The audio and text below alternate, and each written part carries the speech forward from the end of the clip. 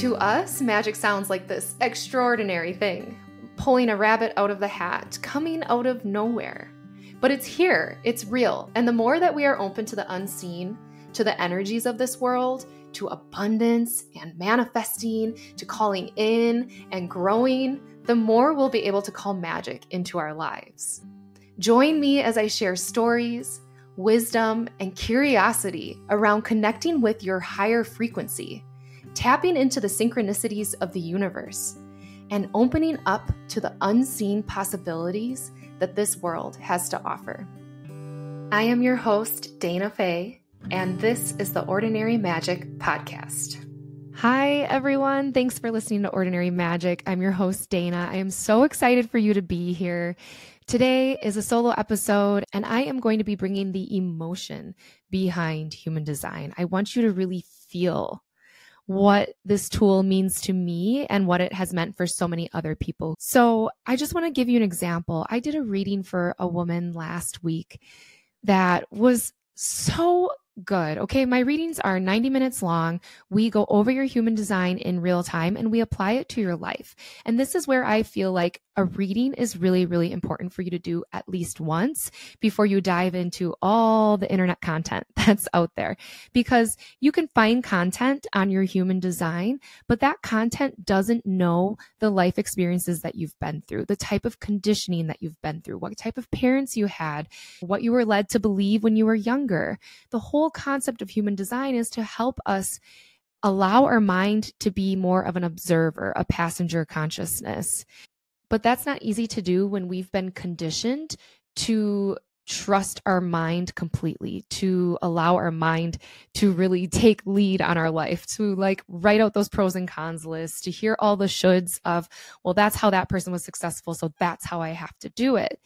We are now unwinding that, which can be really hard. So a reading is so helpful for you because I can really help you see, okay, this is what you're walking through right now, whether you're concerned about what you're doing with work or your relationships or even something in your past that happened. We can make sense of everything. Oh, that's why I really was a big people pleaser in the past. I was a manifestor energy type. And because I was told no so much as a kid, I decided to just people please so they would leave me alone and I could go do my thing. You know, there's so many conditioned tendencies that we can unpack with your human design chart. So I did this beautiful reading for this woman who is a manifesting generator, a sacral authority, 4/6 profile, and she kind of fell into entrepreneurship and she opened this business very quickly and her business just opened and it was really helpful for me to help her in some of the decision making that she was doing. There were some things that she was feeling pressured from outside people. I think partly from her family in regards to money, because that's always a hot and stressful topic. And also partly from a course she took about opening a business that just didn't quite feel right for her. So we were able to unpack those things that she had heard that her mind was being influenced with and say, okay, can you listen to your gut on this one? Can you listen to your intuition on that one? Like, what was your authority saying in these instances? And I was able to really give her a big fat permission slip that she is following it totally correctly. And if she keeps on those tracks, the universe will reward her. So easier said than done, especially when we're stressing about things like money, that our mind wants to take over and go, you will stay more safe if you follow this 10-step plan. But I'm telling you, magic, ordinary magic will start to happen when you start to follow your human design. So today I'm just going to go off on a little riff. Listen to this one, whether you are passively cleaning or driving in the car. Like, this is a good one to hopefully just soak in. It's not too much teaching. It's more the why behind human design. Why am I going to continue talking about this? So I was listening to a book the other day called Conversation with the Z's by Lee Harris. He's a psychic medium. He channels these guides and it's so good. I really resonate with his work. And I felt inspired to also talk about why do you want to learn about your energy body, your aura, like how your aura works? Why do you want to learn about your human design? Why do you want to even learn about yourself? And why are some of these self-inquiry tools or tests that you take why are they so damn fascinating? Why do people love them? It's because oftentimes we haven't felt seen in the past, and we want to feel seen. We want people to see us the way we see ourselves, or we want to finally see ourselves in a different light, in a way that our identity was trying to shift towards, and bring on this more kid-like essence, this kid essence that can shine through. So I got a question from a listener after my last solo episode. It was episode 27. It's where I went through all the energy types as a child. Like, what was your inner child feeling as that energy type? And this was someone who's very new to human design, and they felt very resonant with being a manifester after that episode.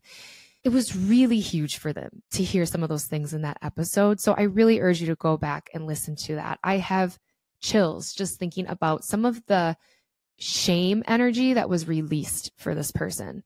But they asked the following question: do you really think it's important for me to learn about myself? Like, do you really think it's important to learn about my human design, or important to go down that self-inquiry path? My answer is yes. But I want to ask you, the listener, is it important for you? Are you 100% comfortable in your life? Do you feel comfortable when you wake up every day with your health? Do you feel comfortable driving off to your job or working from home? Do you feel comfortable in your job? Do you feel comfortable in relationship with your coworkers? Do you feel like you can express yourself and be authentic for who you are today in this time? I know we're always changing, but do you feel like you can truly express yourself? Do you feel like you're able to be yourself in family dynamics? Just think about these questions. Are you comfortable? Is life comfortable? Well, it's never totally comfortable, right? We're always growing and learning. And usually when we kind of reach this, next level of growth, some other life experiences happen that push your edge and push you out of the comfort zone. And you have to kind of like step into things again. But that's why it's a cycle. And I really truly believe that if we embrace the journey of life and really live in that present moment, we'll be so much happier instead of thinking about the end goal. Like, whoever started these, you need to have a 10-year goal plan when I was first getting into college. That was ridiculous, by the way. I didn't even know about human design. Then I'm doing something that I didn't even know about. You just can't predict how the world is changing, how you change as you step more and more into your identity, or as you peel back the layers that muddled your identity. Is it important for you to do this inquiry work? Yes. And I'll caveat that it can be hard. It can be jarring. It can be confusing when you've been running on autopilot your whole life, just kind of going with the emotions, just being under the impression that your life is where it's at because it's kind of the hand you were dealt, and that's about as good as it's going to get. And I want to honor everyone's hand that they have been dealt. Everyone's been dealt different ones, and some seemingly from an outsider's perspective is way harder than others. But you are the only person who knows how you feel in your body, in your life experiences with your past. You're the only one who really knows. You're the only one in that head of yours. So in my opinion, just like grief, when you experience something that is as hard as it can possibly be for the human experience that you've been having so far, that is hard. That is discomfort. That has pushed your edge. It doesn't matter what other people are going through. So should you be doing self-inquiry work? Absolutely. Yes. Because I know the majority of you listening today can find one area of discomfort in your life. And when I talk about discomfort, it's not super obvious. It doesn't have to be super obvious. It can be like frustration. Like you just feel this little gremlin of frustration at work. Or maybe you're feeling off in a relationship that you have in your life right now, whether that's a coworker or a family member or a friend that you've been with for years, or a friend you've been with since childhood. Where do you just feel off? Where do you feel frustrated or anger or bitter? Where do you just feel that discomfort coming from within because of multiple reasons, but more than likely because you aren't feeling seen? And in fact, what you want more than to feel seen, and I'm kind of taking this from the conversations with the Z's, so I want to give them a little bit of credit. You want to feel felt. You want to be held, not just seen. Because with this modern world today, with social media and all the things that people are seeing, they're creating an avatar. They're creating this version of themselves that they may like. They say it's real and it is part of them, but they're actually putting up this kind of wall of safety of just sharing the highlights or sharing the vulnerability that will get the likes. And obviously, kudos to all of us doing social media and making money so you can be a stay-at-home mom. Yay, I love the modern world. It's so great. It's fucking wonderful. And you are being seen. But do you feel truly like people feel you? They know you from the inside out, from deep down there, from your heart space, from these emotions and feelings that emanate out of you every day. Now, how do you start to be felt by those around you? And we don't need to know everyone on a deep level. Some relationships are meant to be more surface. Actually, I love talking about the weather. I love having that surface conversation with the stranger in the elevator about the weather for the day. I don't think it's unnecessary whatsoever. It freaking juices me up. Like, from the Midwest, from Wisconsin, I think we are known for talking about the weather, and it's something I truly love. So I'm not going to stop doing it. Okay. But what is it? Who do you want to be felt by? Typically the people closest around you.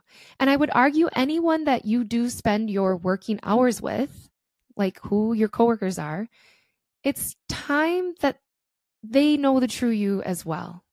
And so a big part of your life, these people, they need to feel you and know you on a deep level. And how can they do that? Well, they can't do it until you know yourself on a deep level, until you feel your essence, until you can be in touch with your heart and your soul so much that you are not questioning yourself when the mind jumps in. The more you know yourself, the more you can help others see and feel you. How can you expect anyone else to touch into that essence of you if you haven't taken the time to touch into it yourself? What do I mean by that? And this is where it gets tricky. I don't know how to explain it because it's your own journey. You have to work to it step by step through different self-inquiry practices, different somatic practices, embodiment practices like meditation and yoga and mindfulness, even mountain biking. While you're doing an activity or sitting in silence, dancing is a great one.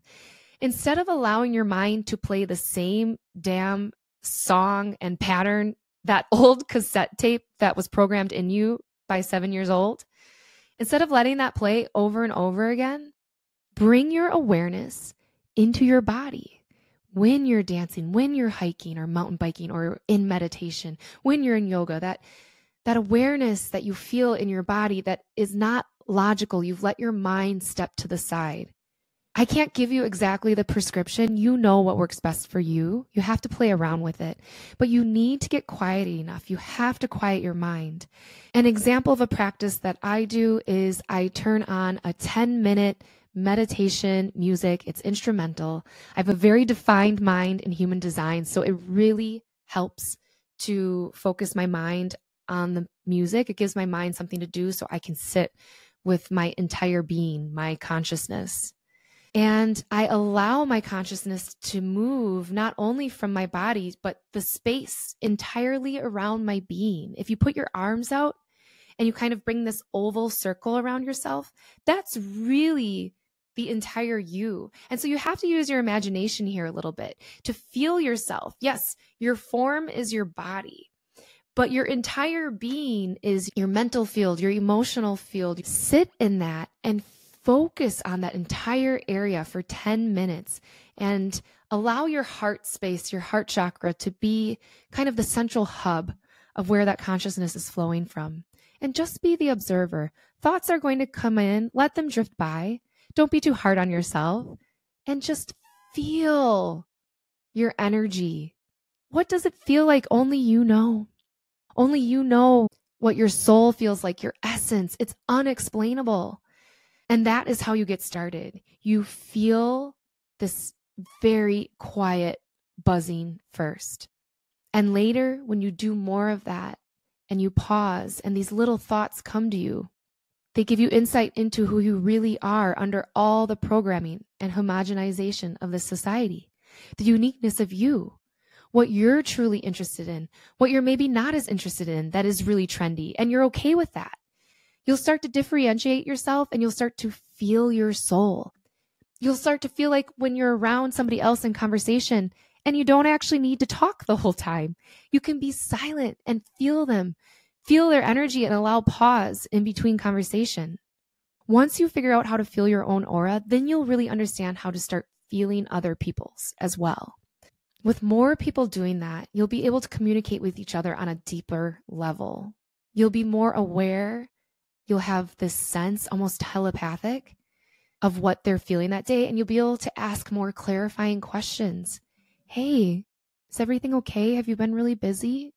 Have you been stressed? Is there anything I can help you with? And some people don't have an answer for that, but they just want that space to be held for them. And that's what we need to do for each other.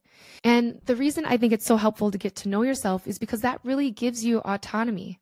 Yes, you can go to an energy healer, a medium to help you open that up. And they are really helpful. I've used them. They have helped me get to know myself and clarify this little energetic knowing that I have is correct. And just know, as I know myself, I'm always changing and evolving and pulling in different parts of myself from my consciousness, from my greater aura.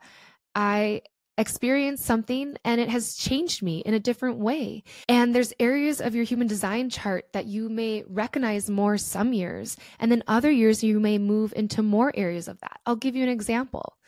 I had used to consider myself super extroverted and really social and always chatting it up with people. And this really matches my fourth line in human design.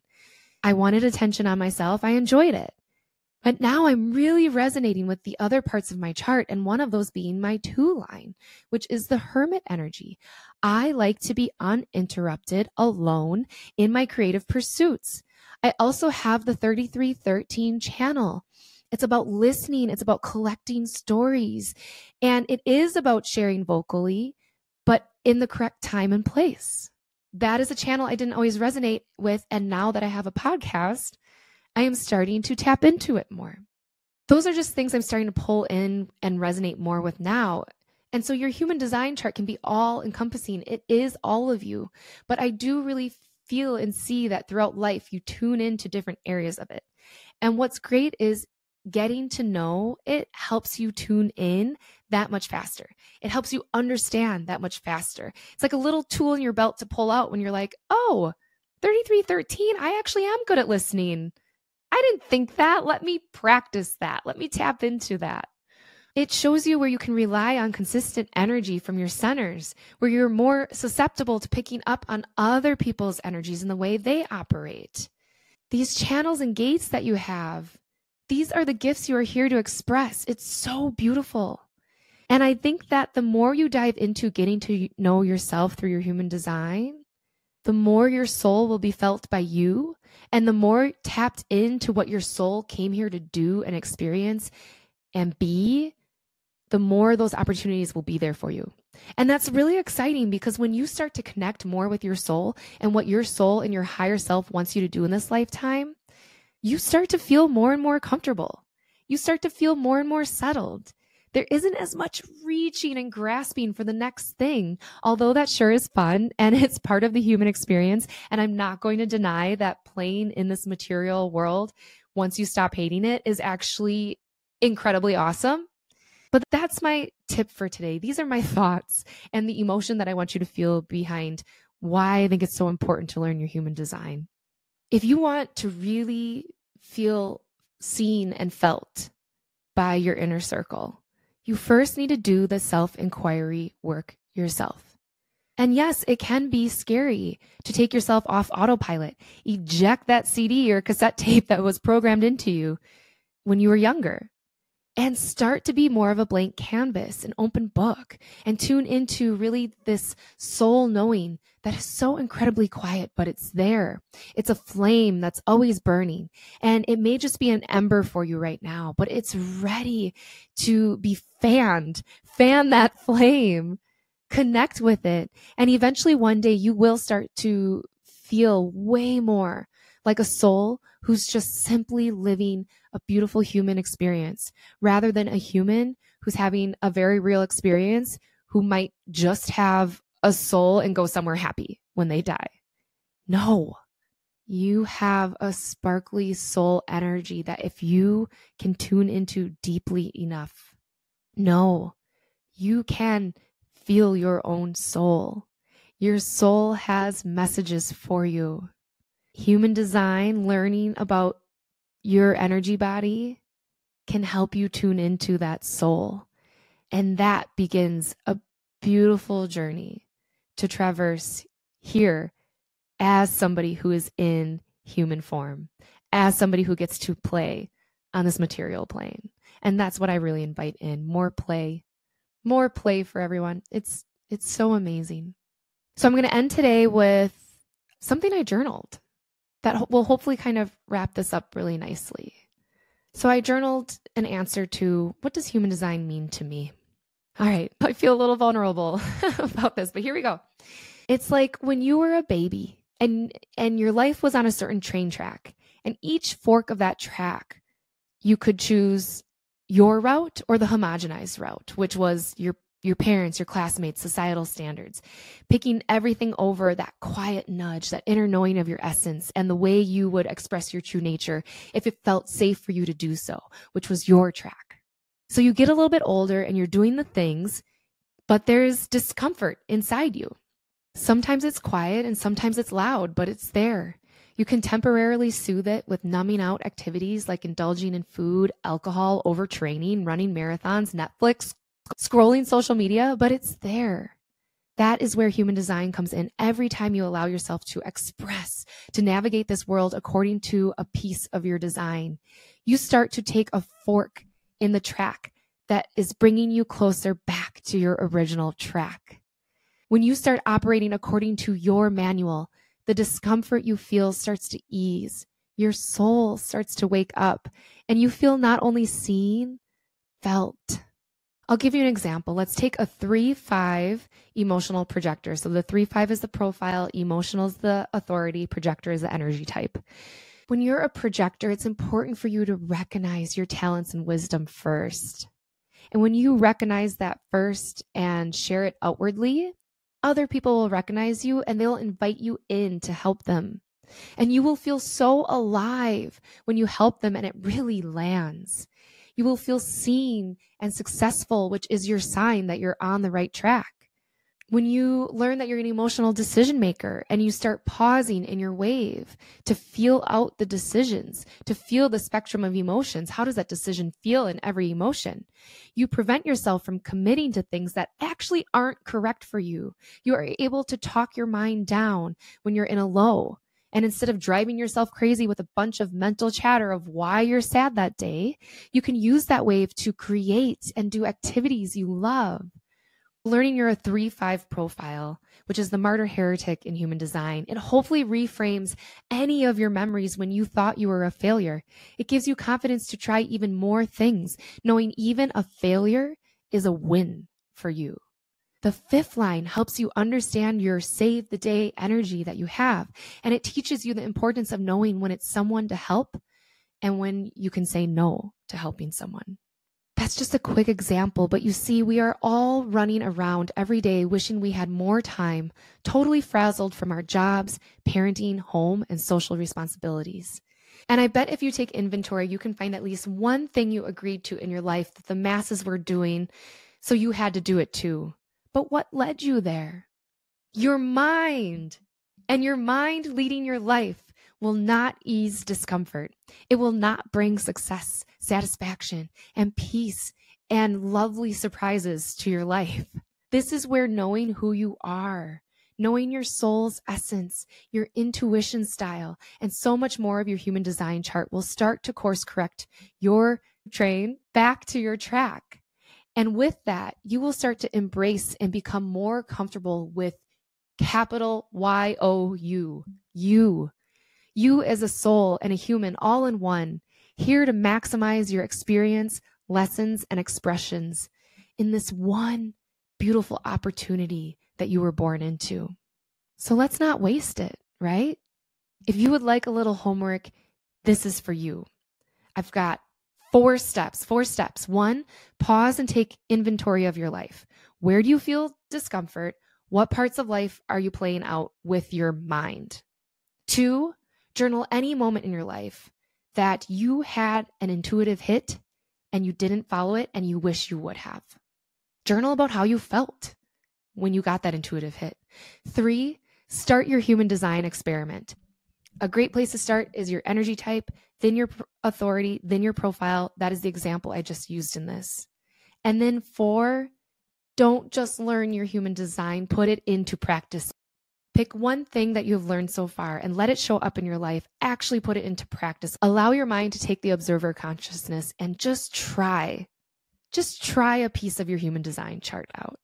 I just finished my talk, and on the podcast recording, it was at 33 minutes and 33 seconds. I just love working with numbers. Magic really does show up in your life. It's everywhere here. And this earth school that we're on, we have amnesia. We come here and we forget. We forget so we can remember it again. So however you like to bring that magic into your day, whether that's using your energy, clearing the room, whether it's on your family, whether it's putting love into the food you're making that day, you are an energy being. You are so much more powerful than you realize you are. I am teaching a lot about human design. I am also going to be offering intuitive psychic sessions soon.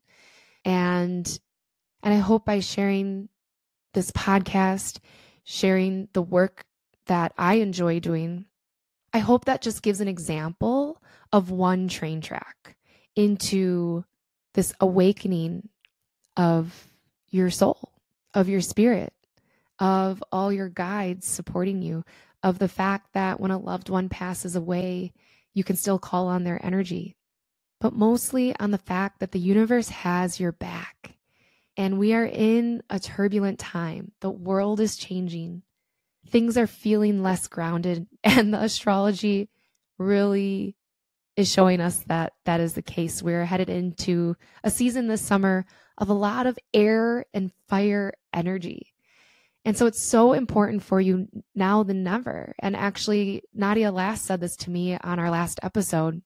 At this point, a spiritual practice where you're taking quiet time to tune into yourself is necessary. It needs to be part of your health routine, because the energy can feel very unstable in this world as what some people are calling the new earth is coming, or the great change. Systems are crumbling, yes. And at the same time, we need you to learn about yourself so much that you stay on your train track and that you can bring new opportunities into this world that can fix these systems. They don't need to totally crumble. We need everyone in their lane so they can bring their genius, their intuitive hits they're getting. We need everyone confident enough to bring that, who are able to, who are lucky enough to be in a place in their life that they are safe and able to really shoot for the stars in this regard. So I love you guys so much. I can't believe, pinch me. I'm a 4th line profile in human design, which means that I actually really thrive on having intimate relationships and a community. And so sometimes when I do these podcasts, it doesn't feel connected enough. And I'm trying to stay patient, even though I'm an MG and I like to move faster than that I will start to create more of a presence with my Instagram so that you guys can jump in my DMs, comment on my posts with the podcast episodes. I want to hear from you. I want to hear what's landing. I want to hear something in this solo episode that came up for you. What aha did you have the next day? What magical moment did you have in your life? Share that with us, because the point of ordinary magic is to show that magic is real and it's also ordinary if we all start embracing it. So please reach out to me. Please DM me. Please jump in my comments so that we can start to chat back and forth, because I don't want to just see the numbers. I want to see who these people are behind the numbers. So I really appreciate you listening. If you can help me out at all, please go give this show a 5-star review. That really helps the algorithm. It helps get the word out. And I really hope you feel inspired to connect to your essence and your soul, because it's beautiful and we need you. We do. Okay, bye. Ordinary Magic is a Lit Path Studios production, produced by Jamie Gale and Dayna Faye. Music is by Shane Ivers.